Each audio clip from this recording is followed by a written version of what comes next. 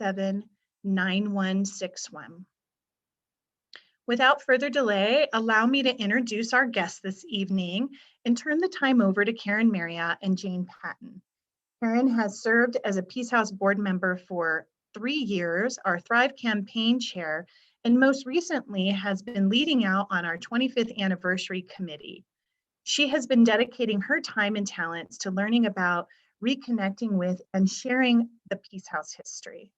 Jane Patten was the executive director for Peace House for 13 years, and Jane's vision brought us to where we are today. We're really excited to have them both joining us this evening. Please welcome Karen and Jane.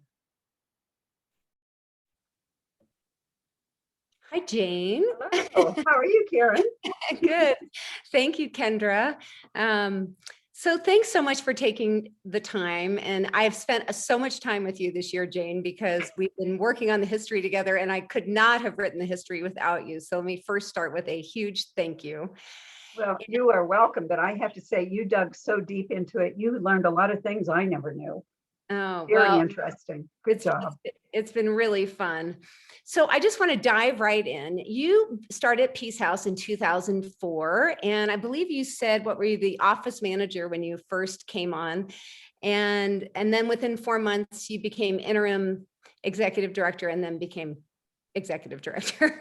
That was right. A quick jump. That was a quick jump. And so you've had a 13-year history with Peace House. I would love for you to just highlight what were some key junctures during your time there that really helped move Peace House forward. You were there long enough, and you were by far the longest executive director that we had. Before that, it was Marcella Montemurro, and she was there for 3 years. So from your perspective, what do you see were critical junctures during your time at Peace House? Well, I think one of the critical pieces was actually just before I got there in 2004, and that was that Renee Wood, who was the executive director at that point, and that board decided to open a community office. And I think that was quite important because it gave the shelter more of a feeling of we are safe, it's an undisclosed location, and people didn't just drop by. And so it really helped to kind of change the focus. And then in 2007, a really pivotal event was a board retreat, and much more impactful than any of us ever realized at the time. And so what happened was we were looking at our mission statement, and that mission statement was that our mission was to end family violence and abuse in our communities. And so they really pulled it apart, and they pulled it apart trying to figure out, okay, this is a big mission. How do we actually do that? And the way that we were focusing back then, there was no way we would end domestic violence.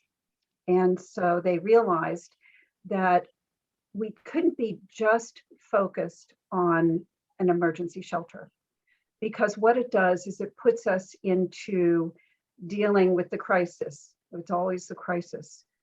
And Peace House had started to do some education and awareness, and we're quite successful with it. But this board realized we needed to go beyond that we really needed to make sure that the community was aware of what the issues were with domestic violence and what they could do to help. But beyond that, and this helped us to focus on what do we want to do about programs. And that is, if you think about the continuum of an abusive relationship, when a couple gets married or they start a relationship, it's not one that is based in abuse and violence. It's one that is hopefully settled in love, but as it disintegrates and it starts to be abusive, then it's a time when it would be really beneficial if Peace House or some entity like Peace House provides the support and understanding for the victim. So we helping them out before they get into crisis, helping them before crisis. Because what our services did at that point before this retreat was there was such a focus on that crisis situation. Their connection to Peace House was during a crisis usually. So we wanted to make it so that our connection with people would start way before that and possibly do a turnaround or would give the victim more choices about what they could do. And they would know better what we could do to help them. The very worst time to come to Peace House is, the police are called and she's brought in and her children are crying. And it's a very tough time. That transition is extremely hard. So we put another focus on awareness in the community and what can we do before that crisis happens. So we had about those protective orders, a lot of times you don't necessarily need our shelter. If we can get your protective order before things become a crisis, you can be in your home with your family, which is sort of the ideal situation. That is the ideal situation. And so it really was looking at the various barriers that someone has to getting to a safe place and begin to start a new life without violence. So we did that. We had case managers, advocates that were well trained. We saw people at the community office, not just at the shelter. And so we looked at those kinds of programs, the legal advocacy. Whenever we saw something that was missing, we tried to figure out a way to fill that hole. How can we help with those barriers? So then as we grew our programs, and this was over the years, some flourished and some we really struggled with, and we did revisions on them. And but it was your education awareness programs, like in the school, kind of getting upstream of a crisis too, right. Letting people know what safe and healthy relationships look for. I'm assuming you expanded those programs too around that time as well. Absolutely. And we looked at not just the programs that we had in the schools, but also programs in the community for people to understand about what they can do, how they can help a friend who is in a violent situation. But also there was a high school club that was started so that we had not just the high schoolers understanding the dynamics of a relationship gone bad, but also how can they give support? How can they spread the word? They're much more effective with their own peer group than we are. And so I'm trying to think how many years ago that was. It was quite a long time ago, and it continues today. As I have always said, clinical therapy kind of moved into that equation as well, which is something that you, under your tutelage, got going.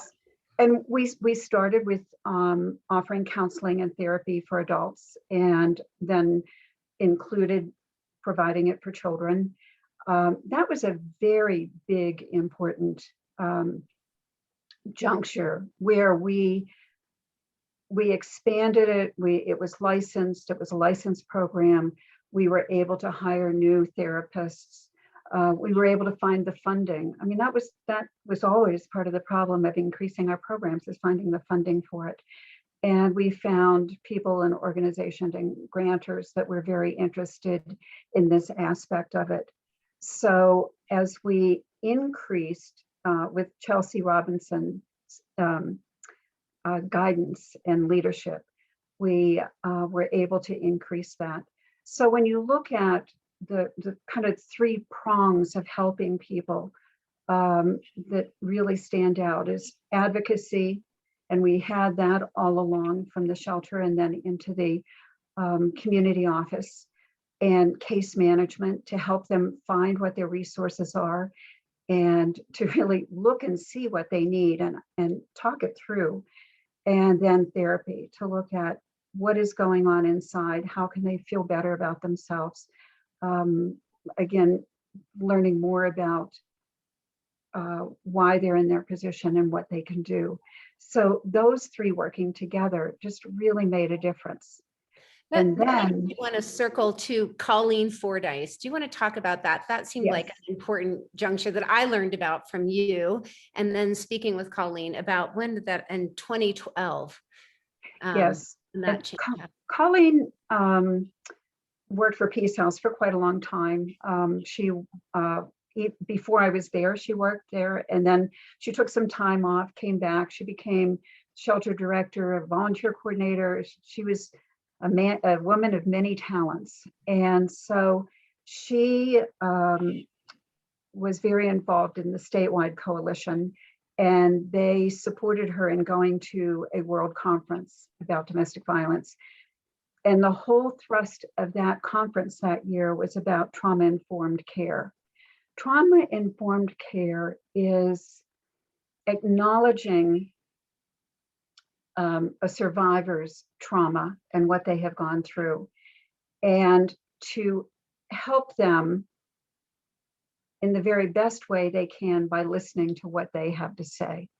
It's not centered upon what Peace House wanted or what the case managers wanted. And it's not centered on when you come into our shelter, these are the rules that you're going to live by. Instead, it is a very kind of inclusive, drawing the survivor in to be a part of the decisions, and acknowledging that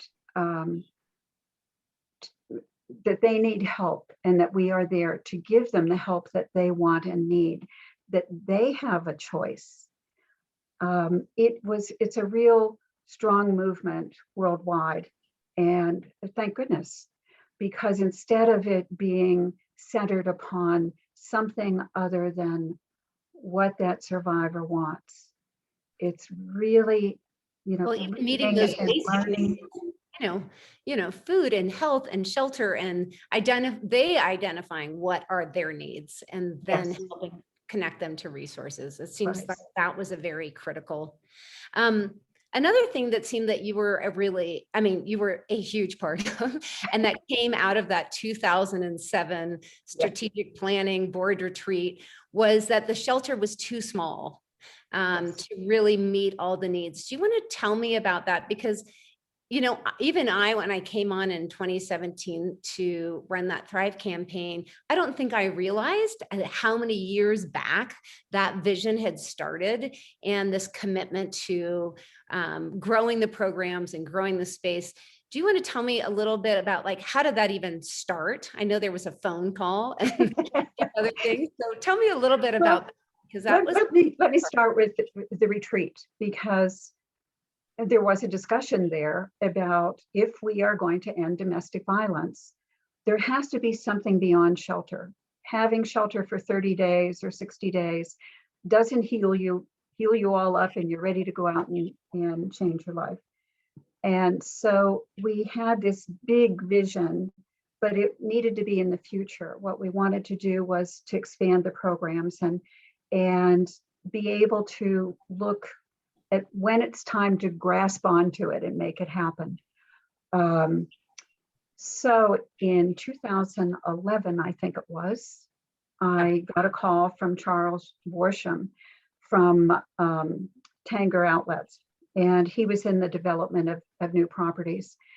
He had gone to the county and had a discussion with them before they put in their application. Then they said, well, you do have to satisfy affordable housing that is needed for your expansion. And they gave him ways that they could do it. Tanger did not want to become landlords. What they wanted to do is to be able to support a nonprofit in their needs for affordable housing or transitional housing. So he called a couple other nonprofits and they didn't answer. And then he called me and I did. And we had our first discussion, and he asked whether Peace House was interested in partnering with them and to see whether this would happen. So it was the first of many discussions, and it took 3 years to get the approval of it. But those 3 years were not wasted. While we were waiting for that, we were looking for land, we were dreaming and scheming. And so, but that amount of money was almost $1 million. So that really was that seed money that actually made that kind of dream really can be a reality. So I just think that was such a way to be the one to answer the phone. Because right place, right time. Yes. Okay. That was an important call. it was a very important call. It was amazing. And so the other thing that it did was it opened up the ability for us to really talk in the community about what our vision is. It also got us just razor focused on we got to get moving here, because once they did the approval, we knew that they would have benchmarks that we would have to succeed by. The county assigned you those, really, which probably gave you an outline for okay, what is next, what's next. And we were told by the powers that be in the county that they were doing that for a purpose. And the purpose was so that everyone clearly knew that this is what we had to get done by what date. And it's a whole lot easier to talk to someone like IHC, who we have the lease on the land from, to go to them and say, we're pushing for this because we have to have it done in a year. We have to have a lease signed. Work with us. And they were wonderful. We worked very hard. March 2015. Okay, so your March 2014, you got your assignments. March 2015, you had your land. Then March 2016, you had to have your. We had to have all of the building permits and those kinds of things. We had to have all of our plans vetted. And then by the next year, we had to be breaking ground, and that was in 2019. No, that was in excuse me, 17. Yeah. I get my dates all mixed up. It's all a blur now. So through that, we were working on every little piece of the project, what we wanted it to look like, what we wanted to feel like. Most important was, how did it function? Because it was so important that it was not just a pretty building. We had one shot at getting this right. And so we spent many, many hours and days and months and years discussing each piece of it, because it was so important for those that walk through that door, number one, to feel welcome, but also to be able to access what they needed in a safe and secure way. We also had quite the job of making sure that we did do the security right, because we were determined that it was not going to be in an undisclosed location again, that it would be welcoming, it would be a community resource and not tucked away, and having people feel as though it's something that they should feel ashamed of, that they shadows and into the light is exactly. Absolutely. Well, I'm just going to move on a little bit because our time is so short. I know as an executive director, and you had your hands, especially even as the organization was really growing, your hands with clients, with donors, with volunteers, with staff. Were there any experiences that you feel like you could share around what working with clients was like? Or I know you'd shared something about a woman who was trying to come to the shelter. Do you want to just share? I personally love the story. So I love this story too. This was quite a while back, and just realized that I was lucky enough to be able to experience some of the joy and power from the clients. I learned a lot from the clients and the staff, always. And so this one woman, she would come in to the office periodically, and she would meet with the case manager, and sometimes she just came in to say hi. But she came from out of state. She had a connection to Park City, and she had heard about Peace House, and she came to Park City I think she stayed with family or friends, and she was trying to decide what it would be like to move into the shelter. And she had driven by it. She knew what it was like. And she was very hesitant to tell her daughter that they were moving into this shelter. How do you explain that?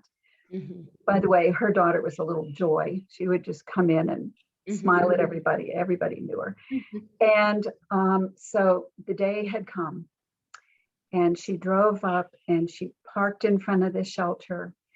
And she said, well, and very hesitantly, this is where we're going to live now for a while. And the little girl looked up and she goes, oh, Mama, I've always wanted to live in a red house. So, so it just gave that woman such a feeling of confidence that they were going to make this. This was going to happen.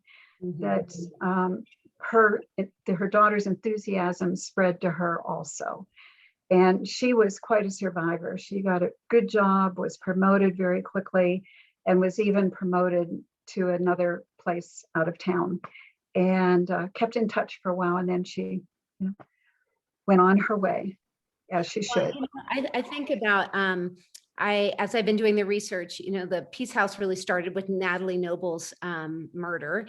And I've recently had reached out to one of her daughters, actually, which was really just kind of full circle, and who's doing very well. And her one question, I said, do you have any questions about Peace House? I told her a bit about Peace House, and she said, well, are families allowed into Peace House, or is it just the mom?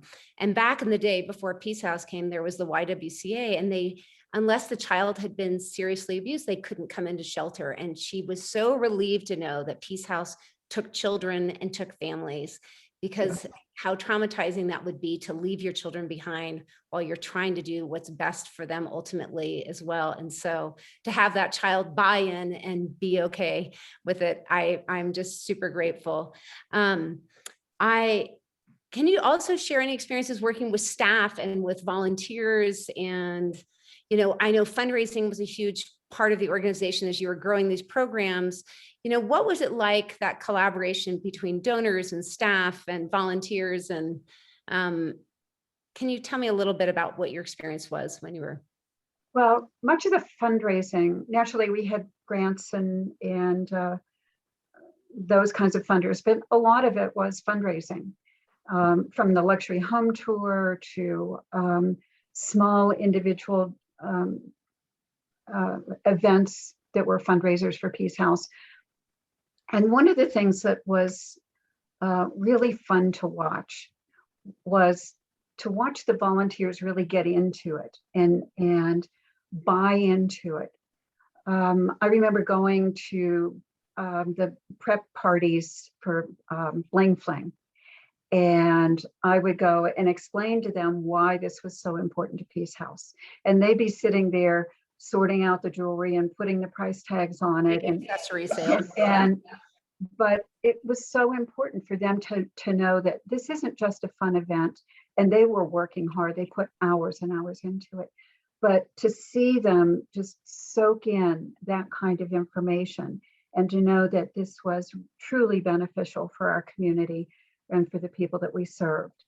The luxury home tours, staff and volunteers would go and help on the day of the luxury home tour and really, get into that. And they made sure that they were warm and welcoming to the people that were the visitors in the homes, and were open to answer questions about Peace House, hoping that people would make that contact. And we definitely had people that would, that's how they knew about us. That's how they became donors. Yes. Yeah, not So just it was wonderful to see, and it was good to see the staff and volunteers at the spring luncheon, and you would collaboratively work. I remember you was talking about how the staff would come together and try to problem solve, that you had a child that maybe had a health or a dentist problem, which I can relate to. Yes. Another one of my favorite stories. But what the staff would do oftentimes is brainstorm about what to do. Every everybody's situation, everybody that comes to the shelter or to Peace House, they all have their own stories and they all have situations and their barriers that they have to deal with. And it was always wonderful to see staff members talking among themselves and brainstorming about what can we do? We haven't seen this one before. What can we do to help her or the family? So there was, we were having a Christmas party for some of the clients. It was called Holiday Helpers. And there was a little girl, I looked at Pepe and I said, there's something wrong. Her jaw was all swollen. And so at the party, when the party was over, Pepe went up to the parent and said, we're concerned, is she okay? And we were told that they knew that she had an infection in a tooth, but they didn't know what to do. It was, at that point, it was 2 days before Christmas. And they didn't know how to get a dental appointment and who to go to and everything. So Pepe told me about this. And so Pepe made sure that she had their number and she said, we're going to work on this. So I said, Pepe, if you would contact dentists, see if you can find someone. Well, sure enough, she found a dentist in Heber that would do it on Christmas Eve. He was going to take care of that infection in that tooth. And then it was, okay, now what do we do? What do we do about paying for it? Because we knew this family did not have the money to pay for it. So I'm sitting at my desk pondering, I'm trying to figure it out. Okay, how can I get this to happen? And my phone rings. Love that phone. My phone rings. Moral of the story tonight, if anybody's listening, answer your phone. And there was a family that was visiting on a ski vacation, and he heard about Peace House, and he wanted to know what he could do. And normally I would say we have holiday helpers, and I would have described what to do. And I said, we have a critical situation, and I described what was going on with this little girl and her infected tooth. And he said, okay, I'm staying at the Marriott across the street, and I'm going to put $200 in an envelope. And from what you told me, that should cover it. And I thanked him. I wrote him a little note, ran over there, picked it up, left a note for him, came back, and the dentist did it for under $200. And I just thought, what a community to come together to just make this happen. Well, I just think what is really interesting is everybody plays a part, and whether it's small donations, big donations, it's the staff, it's the donors, it's the volunteers that all make the vision and the mission fulfilled. And I just, it's almost time. It flew by. We can invite Kendra back in, but I want to say thank you, Jane. You've given so much to Peace House. You have been just a huge part of our history. You've helped make Peace House literally where we are today, in our new location, and your commitment. You helped bring Kendra to the organization, which you passed that torch so beautifully to her. Kendra, do you have any last questions that you want to ask Jane before we close? Yes, well, first, I just want to say I absolutely echo all of Karen's sentiments. Jane, thank you so much for your incredible leadership with Peace House and for your mentorship of me and supporting me through this transition here and continuing to support the mission of Peace House. I do have a question for you. You've done so much for Peace House, our mission, this community, and created such a beautiful space for survivors. I would love to hear from you. What gifts do you feel like you received from your time here at Peace House? Oh my gosh. I was just going to say, as you are thanking me, I have to thank Peace House and the community, because they brought to me fellowship, friendship, hope, caring, sensitivity, love. I mean, it has been an experience like no other. And I've had other jobs that I have loved, but never like this one. This, the mission and what we do as an organization definitely grabbed my heart. But what made me squeeze it tight was the community, the staff, the volunteers, the donors.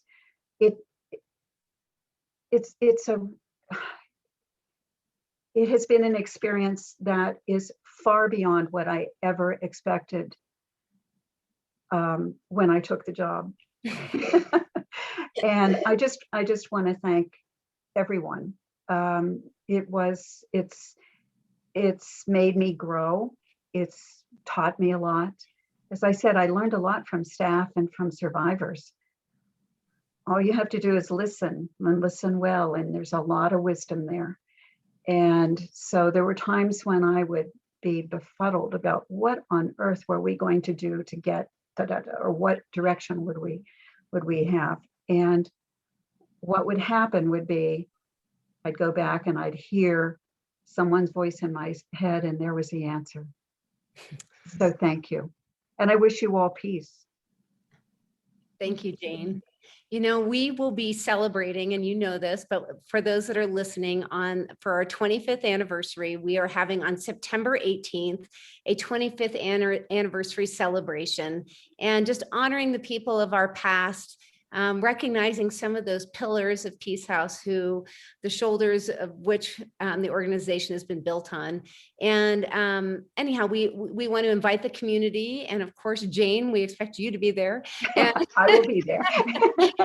and but we are it's been really an honor. We just put out a piece that you are a huge part of, which is called what was it, A Vision for the Future, and really talked about Jane's 11 years in creating this new community campus. So that just came out. That can be found on our website, as well as this interview for anybody else that wants to pass along to their kids or friends or family.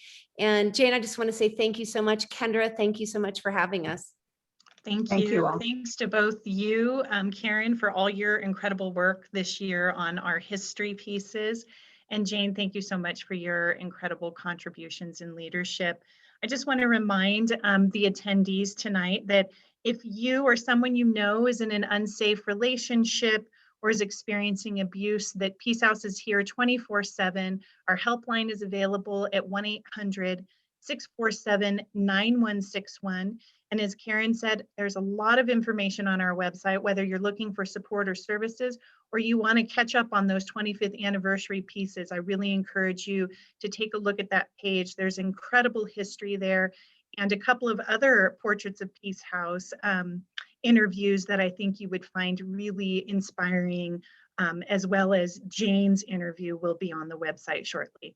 We hope that you had a wonderful evening. This is on Facebook Live, so if any of your friends or folks in your network missed tonight, please let them know that they can find the interview on Facebook, and they will be able to find it on the website soon. Thank you so much for your incredible support. We hope you have a wonderful and safe evening. Good night.